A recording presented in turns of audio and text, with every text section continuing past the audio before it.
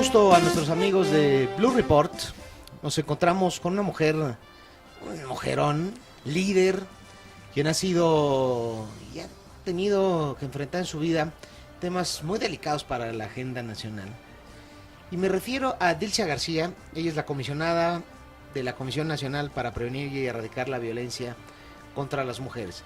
El tema es de suma delicadeza en México porque afecta a más de la mitad de la población total del país, cosa que no es un asunto menor. Y antes que nada te doy la bienvenida, que estés en nuestras pantallas. Gracias, Dilcia, por estar con nosotros. Al contrario, Ciro, muchas gracias a ti y al auditorio. Gracias.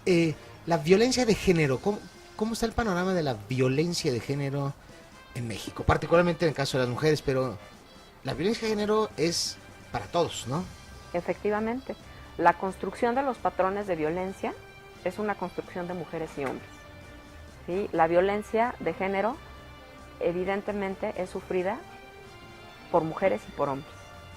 La cuestión aquí es que, de acuerdo justo a los patrones culturales, ¿no?, a los modelos antropológicos patriarcales con que se ha construido la cultura dentro de nuestro país,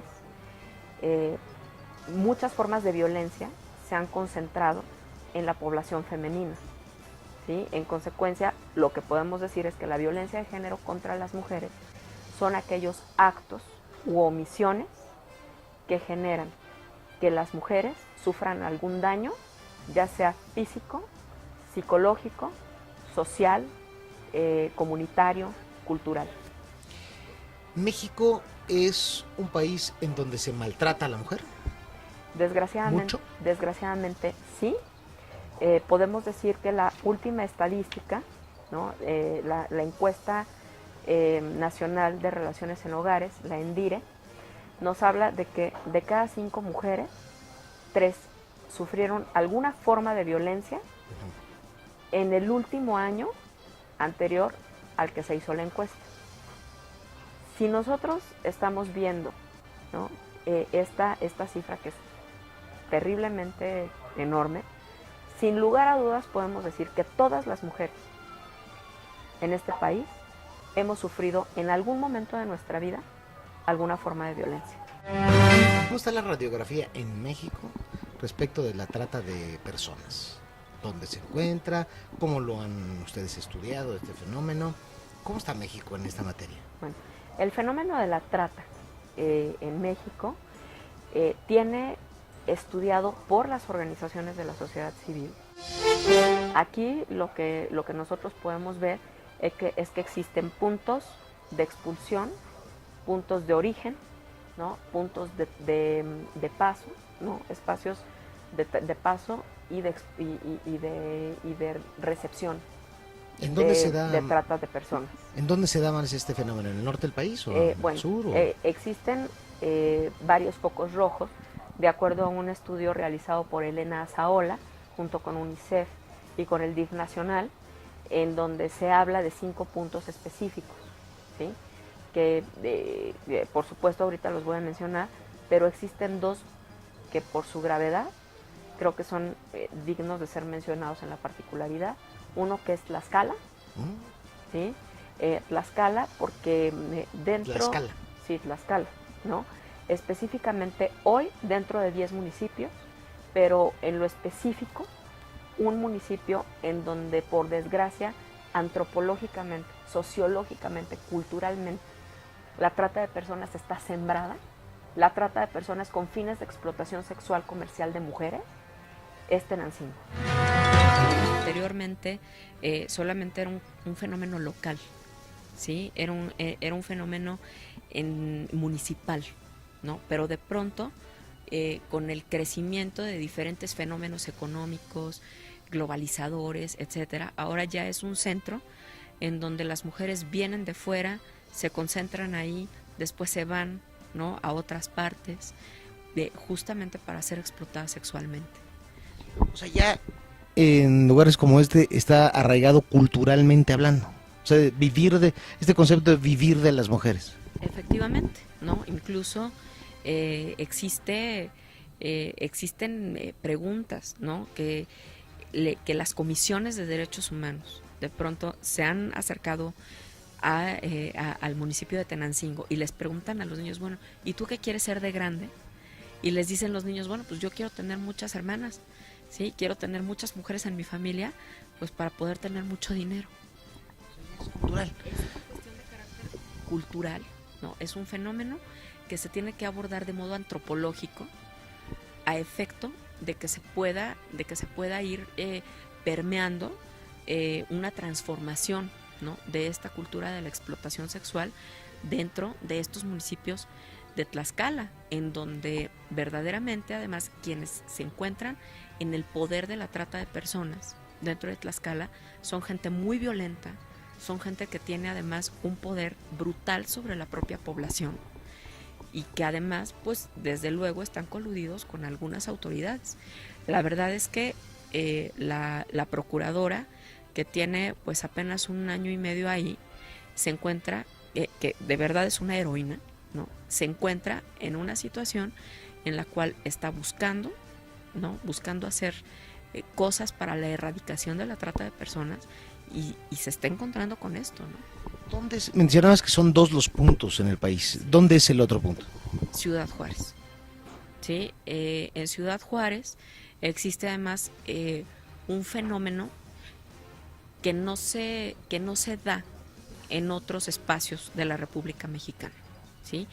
Es un municipio poroso, ¿sí? Es un municipio fronterizo, en donde existe una enorme cantidad de maquila, en donde el 50% del municipio no se encuentra pavimentado, ¿no? En muchas ocasiones no tiene la infraestructura necesaria para la creación de un contexto de seguridad, ¿no? Y en consecuencia, muchas veces lo que pasa es que justamente por ser un estado un lugar de tránsito, muchas veces estas mujeres que no necesariamente son juarenses, sino que son de otras entidades federativas, en otras muchas ocasiones también son juarenses, ¿no? De pronto van a su trabajo, ¿no? En este caso, por ejemplo, la maquila, las mujeres que no son de ahí, ¿no? Y entonces, por la misma forma de rotación de personal de la maquila y por la condición fronteriza, puede pasar mucho tiempo para que se le eche de menos a una mujer.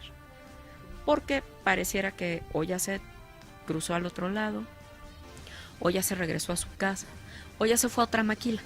Y no están sus familiares ahí, digamos, como para dar ese seguimiento oportuno y natural, ¿no? Exacto, no tienen una red, ¿sí? No tienen una red sociofamiliar fija y entonces pueden pasar días para que se echen menos a una mujer, ¿no? Entonces eso, pues desde luego genera un espacio idóneo para que se puedan dar delitos brutales en contra de estas mujeres que carecen de la red, ¿no? Ahora, por otra parte, ¿no? Existen estas situaciones de homicidios de mujeres que sí son de ahí y que además uno ve que son chiquitas, ¿no? O sea que las muertas de Juárez. ¿Por qué se da esto? Bueno, en principio un poco por lo que te estoy comentando, ¿no? Pero también otros homicidios de mujeres y de niñas en Ciudad Juárez, indiscutiblemente se pueden dar por la trata de personas.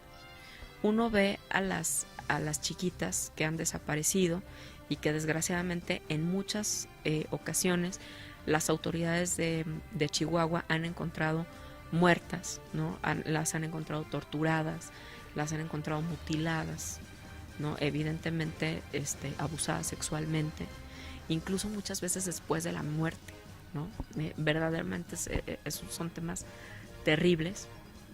Uno las ve y son chiquitas que tienen una enorme facultad para salir de su entorno y para querer salir adelante, ¿sí? Son mujeres jóvenes, mujeres emprendedoras, mujeres que estudiaban, mujeres que trabajaban, mujeres que de verdad tenían un hambre de salir de su contexto y que en muchas ocasiones los tratantes de personas encuentran en esta necesidad de salir de su entorno y de llevar a su familia una mejor vida, encuentran la semilla para poderlas secuestrar para poderlas tratar y desgraciadamente muchas veces para matarlas, ¿no?